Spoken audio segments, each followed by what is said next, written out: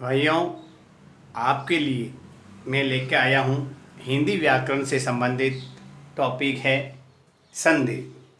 संधि में हम स्वर संधि के बारे में पढ़ चुके हैं, स्वर संधि के भागों के बारे में पढ़ चुके हैं और उसके बाद में हम चल रहे हैं व्यंजन संधि।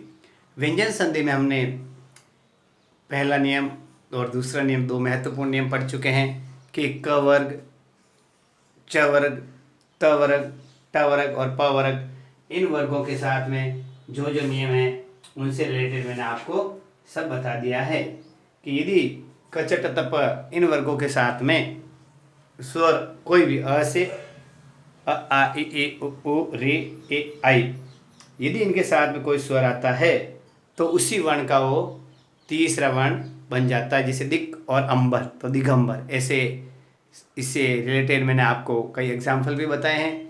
और इसके साथ में हमने पढ़ा था आपके लिए दूसरा नियम कि क च ट त प के साथ में कोई भी पंचम वर्ण, क च ट त प का पंचम वर्ण ड़ ण ण न और म, यदि ये आ जाए तो क्या करेंगे, इसके लिए हम उस स्थान के पे उनको हम उपयोग में ले सकते हैं, जैसे वांग और मय, वारंगमय। ऐसा समझ क्यों, क के साथ में पंचम वर्ण म आया तो क का ही पंचम वर्ण वारंगमय ड़ बन जाएगा। इसी तरह से और मैंने आपको एग्जाम्पल बताए। तो अब अपन चल रहे हैं इसी संधि का तीसरा नियम है जो बहुत ही महत्वपूर्ण है। मैं आपको समझाना चाहूँगा, बताना चाहूँगा साथियों कि क्या ये रूल्स है। ये रूल्स है भाइयों तीसरा आपके म से संबंधित, बहुत ही इंपॉर्टेंट है कि म के साथ में क्या लिखा, देखो म के साथ में क ख गगड़ च छ जजण ट ठ डडण त थ ददन प फ ब भ म, यहाँ तक कोई भी वर्ण म के साथ में जुड़ता है तो उसी वर्ण का अंतिम अक्षर पंचम वर्ण, जिसे नासिकीय वर्ण कहते हैं, वो बन जाएगा ड ण ण न और म बन जाएगा। लेकिन आजकल उसको किस में बदला जाता है, अनुस्वार में। ये ध्यान रखना आप, हालांकि उस पंचम वर्ण में लिखो तो भी गलत नहीं है, लेकिन कभी कभार आपको पंचम वर्ण का ऑप्शन दे दिया जाए तो उसको ही राइट करना है। और यदि पंचम वर्ण नहीं है तो अनुस्वार, अनुस्वार क्या होता है, ऊपर एक ऐसे बिंदी लगाई जाती है किसी भी अक्षर के ऊपर, वो अनुस्वार कहलाता है, जिसके नाक से बोला जाता है। जैसे संकल्प तो स के ऊपर बिंदी आ गई, संसार तो स के ऊपर बिंदी आ गई। इस तरीके से जो मैंने संस्कृत जो बोल रहा हूँ शब्द, वो ऊपर जो बिंदी लगती है उसको अनुस्वार बोला जाता है। अब इस रूल्स को फॉलो करने के लिए सबसे पहले देखो, म के साथ में क वर्ग, यानी म के पहले वर्ण में म, उसके साथ में क ख गगड़े हो तो क्या बन जाएगा, क वर्ग का ड़ बन जाएगा या अनुस्वार बन जाएगा। जैसे देखो सम और कल्प, ये म है इधर पहले वाले शब्द में और इधर क है, यानी म और क मिलकर क्या बन गया, क वर्ग के स्थान पे अपन अनुस्वार लगाए, जैसे संकल्प, ये भी सही है। और संकल्प ये भी लिखो, ये पंचमाण क का बन गया, इस तरह इसको लेकर के अपन लिख सकते हैं। लेकिन आजकल जो यही मान्य अधिकतर आप देखते हो बुक्स के अंदर, ये मान्य कर दिया गया है सम धन कल्प संकल्प। जैसे अलंकार, अब अलंकार का संधि विच्छेद कीजिए तो अलम और कार, अलम धन कार, यानी ये जो अनुस्वार है किसमें बदल गया, म में बदल गया और ये पीछे कार रह गया, तो अलम धन कार, संगम समधन घम, समधन घम। अब देखो एक शब्द लेते हैं संख्या, ऊपर अनुस्वार है, प्रश्न आ गया संख्या शब्द का विच्छेद कीजिए, संख्या शब्द का विच्छेद कीजिए। तो कैसे करेंगे भाई अपन इसको, देखो तो क्या करेंगे, अनुस्वार को तो वहां बना समधन खया, समधन खया, तो क्या बन गया ये संख्या, क्या बन गया संख्या। अब देखो एक शब्द है अपन का समधन गम, इस शब्द की संधि कीजिए तो ये क्या है, म है, इधर कवर का ये कवर का वर्ण है, तो क्या करेंगे, अब इसको लिखने के लिए देखो ऐसे भी लिख सकते हैं, संगम ये भी सही है। और आजकल की किताबों में आपको ये अनुस्वार वाला मिलेगा संगम, ये भी सही है। क्यों कि म के साथ क वर्ग का जुड़ता है तो उसी वर्ण का पंचम वर्ण यानी क वर्ग का पंचम वर्ण ड़ बन जाता है, या फिर अनुस्वार लगा दो। ये रूल्स आपको क वर्ग, च वर्ग, ट वर्ग, त वर्ग और प वर्ग सब में फॉलो करना है। एक एक एग्जाम्पल बता रहा हूँ आपको जैसे। और उससे पहले कि आपको बताना महत्वपूर्ण बात भूल गया मैं कि अपवाद यानी हर चीज़ की जैसे लिमिटेशन होती है, सीमाएं कह सकते हैं उनको, इंग्लिश में भी कुछ अपवाद होते हैं और हिंदी में भी कुछ अपवाद होते हैं। अपवाद को हम चैलेंज नहीं कर सकते हैं। ये जो किताबों के अंदर हम पढ़ते हैं, जैसे व्याकरण के अंदर कुछ अपवाद है, तो इंग्लिश व्याकरण, हिंदी व्याकरण, संस्कृत व्याकरण, हर भाषा में कुछ अपवाद होते हैं, उनको हम उसी रूप में उसी अपवाद को स्वीकार कर। जैसे देखो संस्कृत, संस्कृत शब्द है तो क्या है, इसको विच्छेद करेंगे समधनकृत। देखना आप, समधनकृत, ये म है और ये क वर्ग है, तो म और क वर्ग मिलता है तो क्या बनना चाहिए, ऊपर बिंदु होनी चाहिए, लेकिन ये क्या आ गया बीच में, स आ गया, आधा स। तो ये भी महत्वपूर्ण है कि संस्कृत शब्द का विच्छेद कीजिए समधनकृत, संस्करण का कीजिए यानी बीच में स आया, समधनकरण, समधनकृति, ये शब्द आ गया आपका, इसकी संधि कीजिए। तो अब आप समझेंगे यहाँ तो म है और आगे कर रहा है तो समकृति नहीं होगा, ये क्या है, गलत है, इसमें अपवाद है। इसको क्या लिखेंगे हम, संस्कृति। क्या लिखेंगे, संस्कृति। अब देखो संस्कार, संस्कार का कीजिए तो इसको हम क्या लिखेंगे, समधनकार, समधनकार लिखेंगे। ये तो इसका हो गया विच्छेद और इसकी संधि करेंगे तो बीच में आधा स, संस्कार। ये अपवाद है, इंपॉर्टेंट है, संस्कृत, संस्कृत, संस्कृति और संस्कार।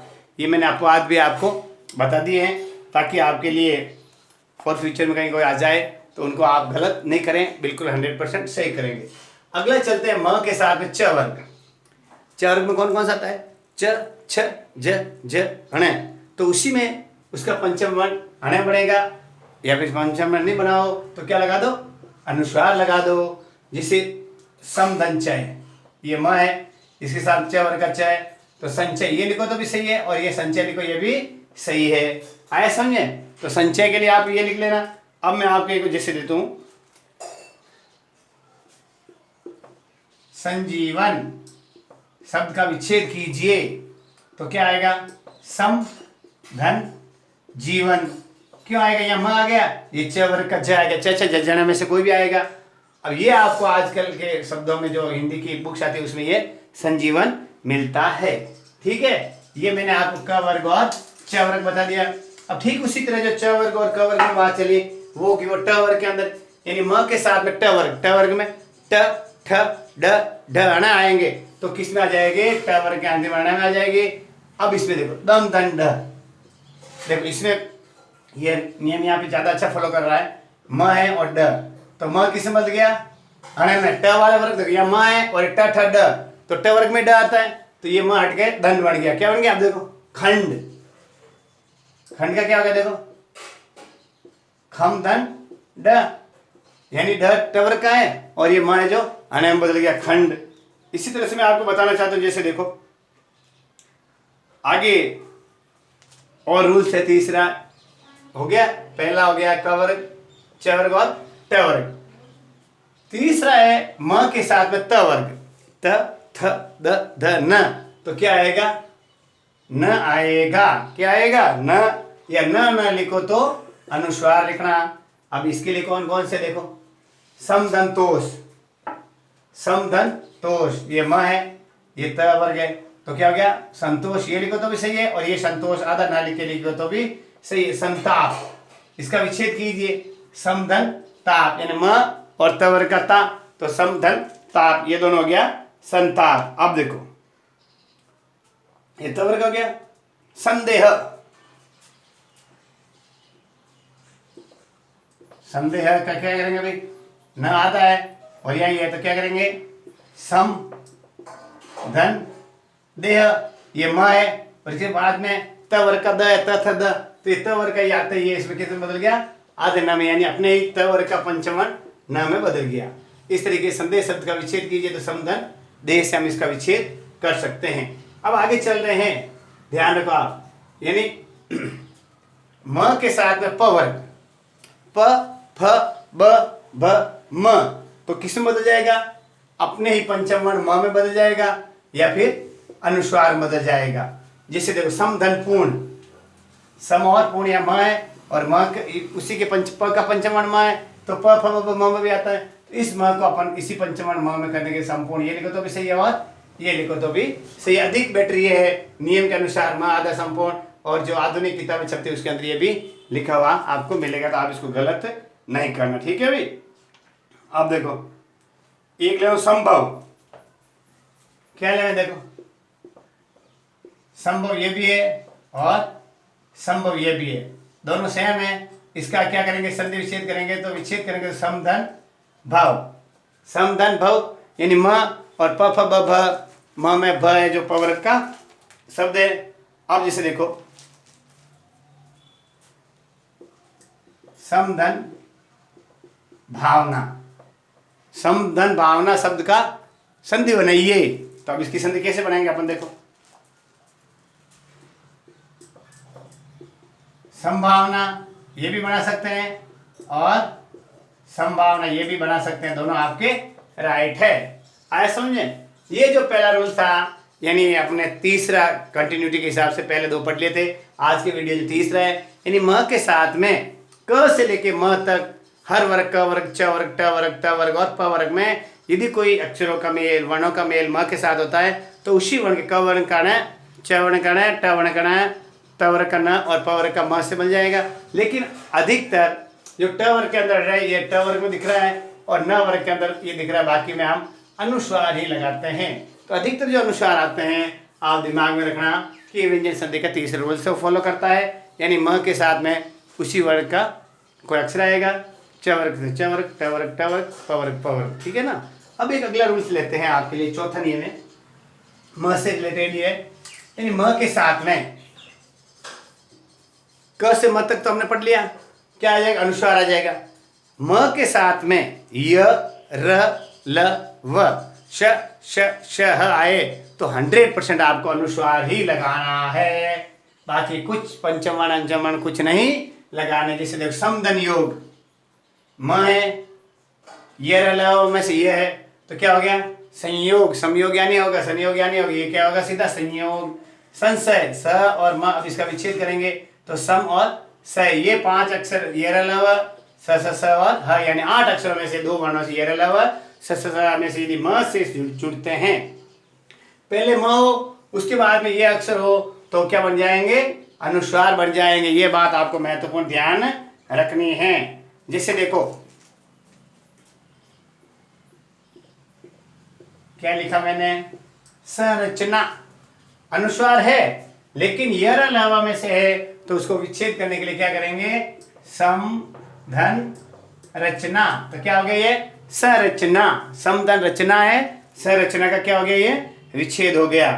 अब देखो सम धन वत, यानी सम प्लस वत को संधि कीजिए तो क्या हो जाएगा, ऊपर अनुस्वार आ जाएगा संवत, क्या हो गया ये संवत। इस तरीके से मैंने आपको चौथा नियम बताया है कि म के साथ में य र ल व श श ह में से कोई भी वर्ण उनको मेल करता है, तो म के स्थान पे हम क्या लगा देंगे, अनुस्वार। जैसे ये म था और वत है, तो इस म को हटा के हमने ये अनुस्वार लगा दिया, तो क्या बन गया, ये संवत बन गया।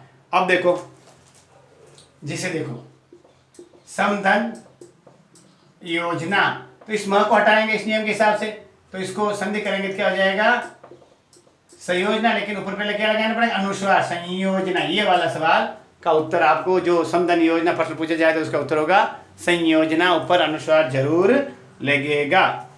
अब जैसे एक प्रश्न बन जाए संसर्ग, संसर्ग शब्द की विच्छेद कीजिए, दिमाग में रखो अनुस्वार है, ये र ल व स स ह में से अक्षर है, तो इसको अनुस्वार को किसमें बदल दो, म कर दो सम धन सर्ग, ये इसका विच्छेद हो गया। अब मान लो इसको संधि बनानी है, कि प्रश्न में आ गया सम धन सर्ग शब्द की संधि कीजिए, तो ये म था, इसको किस में बदल दो, अनुस्वार में बदल दो, पीछे वाला लिख दो, ये सर्ग बन गया। यहाँ तक आपको कोई भी परेशानी नहीं आई होगी। जो तीसरा और चौथा नियम मैंने आपको समझाने की कोशिश की है, ये भी महत्वपूर्ण आपकी परीक्षा की दृष्टि से, तो आप आराम से इन प्रश्नों को पढ़ते रहिए। और जो मैंने बताया है देखो संश्लेषण बहुत महत्वपूर्ण है, संश्लेषण ये शब्द आ गया, इसका क्या कीजिए, विच्छेद कीजिए, तो क्या करेंगे, इसको वही अनुस्वार है, इसको क्या करेंगे, सम धन क्या करेंगे स कैसा लिखेंगे, क्या करेंगे, स को कैसा लिखेंगे, आधा ही लिखेंगे और पीछे लेशन, समधन संश्लेषण, तो संश्लेषण हो गया ये समधन संश्लेषण, ये इंपॉर्टेंट शब्द है। समधन संश्लेषण का संधि कीजिए तो संश्लेषण, और संश्लेषण शब्द का विच्छेद कीजिए तो समधन संश्लेषण। ओके, तो ये मैंने आपको तीसरा और चौथा नियम बताया है, म से रिलेटेड है।